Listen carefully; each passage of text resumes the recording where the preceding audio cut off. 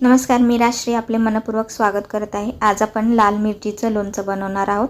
त्यासाठी मी ते पाव किलो लाल मिरच्या घेतलेल्या आहेत। मिरच्या स्वच्छ धुवून त्याचे आपल्याला देठ काढून घ्यायचे आहेत आणि ती अशा प्रकारे कापून त्याचे 2 भाग करून 1 ते 2 तासासाठी आपल्याला त्या पंख्याखाली सुकवून घ्यायचे आहेत, म्हणजे याच्यामध्ये असलेलं मॉइश्चर निघून जाईल। त्यासाठी लागणारा मसाला तयार करून घेऊयात। तर आपण इथे सुके मसाले घेतलेले आहेत। 10 ते 15 सेकंद आपल्याला हे मसाले मंद आचेवरती भाजून घ्यायचे आहेत। मसाले भाजून झाल्यानंतर प्लेटमध्ये काढून ते थंड करून मिक्सरला याची जाडसर अशी आपल्याला पावडर तयार करून घ्यायची आहे।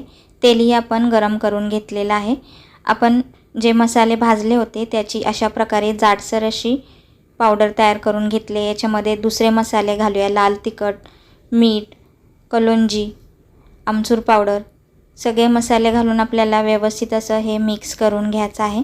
मिक्स केलेला मसाला आता आपण मिरचीमध्ये भरून घेणार आहोत। तर मिरचीमध्ये आपल्याला मसाला भरून घ्यायचा आहे।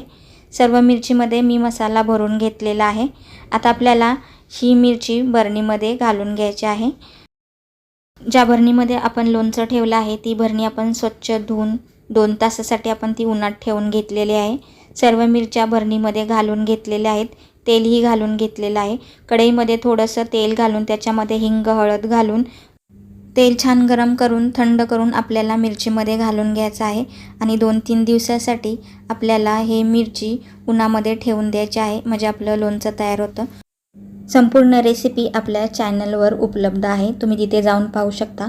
रेसिपी आवडल्यास रेसिपीला लाईक, शेअर आणि चॅनलला सबस्क्राईब करायला विसरू नका। धन्यवाद।